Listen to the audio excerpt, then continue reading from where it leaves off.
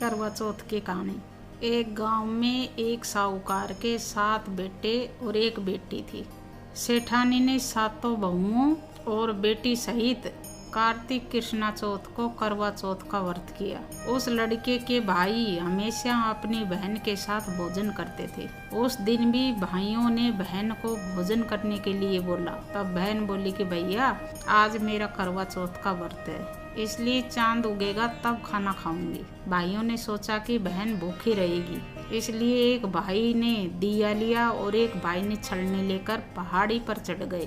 दिया जलाकर छालनी से ढककर कि बहन ने भाभीियों से आकर कहा कि भाभी चांद देख लो। तब भाभी बोली कि भाई जी ये चांद तुम्हारे लिए उगा है, तुम ही देख लो, हमारा चांद तो रात में दिखेगा। बहन अकेली ही खाना खाने बैठी। पहले गिलास में बाल आया और दूसरे घास खाने लगी तो उसे ससुराल से बुलावा आ गया कि जमाई राजा बहुत बीमार है, सो बहू को जल्दी भेजो। माँ ने जैसे ही कपड़े निकालने के लिए बक्सा खोला, 3 बार ही कभी सफेद कभी काला कभी नीले कपड़े ही हाथ में आए। माँ ने एक सोने का सिक्का पल्ले में बांध दिया और कहा कि रास्ते में सबके पैर छूती जाना, जो भी तुम्हें अमर सुहाग की आशीष दे उसी को ये सोने का सिक्का दे देना और पल्ले में गांठ बांध लेना। रास्ते में सब औरतें भाइयों का सुख देखना का आशीष देती रही, किसी ने भी सुहाग का आशीष नहीं दिया। ससुराल के दरवाजे पर पहुंचने पर पल्ले में सोती हुई जेठानी की लड़की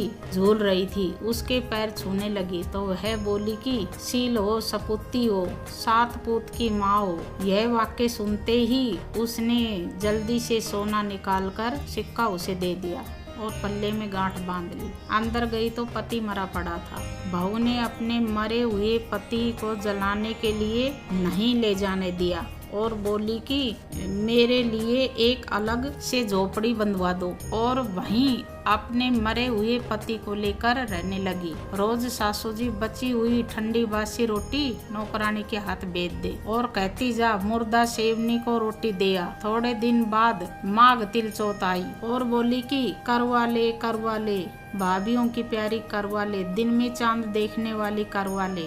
जब वो बोली कि हे चौथ माता मेरा उजड़ा हुआ सुहाग तो आपने ही बनाना पड़ेगा, मेरे पति को जिंदा करना पड़ेगा, मुझे मेरी गलती का पश्चाताप है, मैं आपसे माफी मांगती हूँ। तब चौथ माता बोली कि मेरे से बड़ी बैसाखी चौथ आएगी तो उससे वही तेरा सुहाग देगी। इसी तरह बैसाखी चौथ आई तो उसने कहा कि भादवी की चौथ तुम्हें सुहाग देगी। तब कुछ महीने बाद भादुड़ी चौथ माता स्वर्ग से उतरी और वहीं सब बातें कहने लगी। तब उसने चौथ माता के पांव पकड़ लिए। चौथ माता बोली कि तेरे पर सबसे बड़ी कार्तिक की करवा चौथ माता है, वही नाराज हुई है, इसलिए तो उसके पैर मत छोड़ना, वही तेरे सुहाग को अमर कर देगी। यदि तूने उसके पैर छोड़ दिए तो कोई भी तेरे पति को जिंदा नहीं कर सकता। कार्तिक का महीना आया, स्वर्ग से चौथ माता उतरी।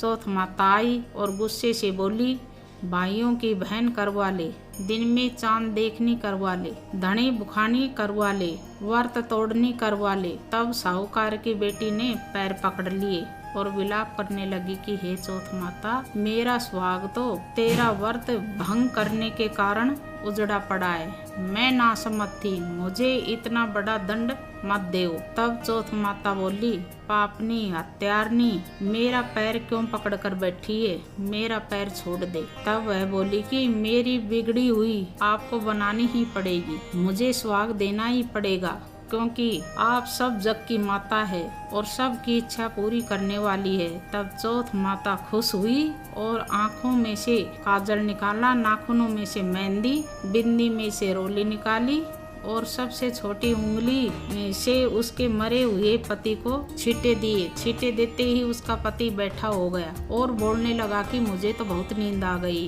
तब वह बोली कि मुझे तो 12 महीने हो गए, तुम तो चौथ माता ने ही सुहाग दिया है। तब पति बोला कि चौथ माता का विधि विधान से उजमन करो। उधर ननद रोटी देने आई तो उसने 2 जने की बोलने की आवाज सुनी तो वो अपनी माँ को जाकर बोली कि भाभी तो पता नहीं किससे बात कर रही है। तब सासू ने आकर देखा कि बहू व बेटा दोनों झीम रहे हैं।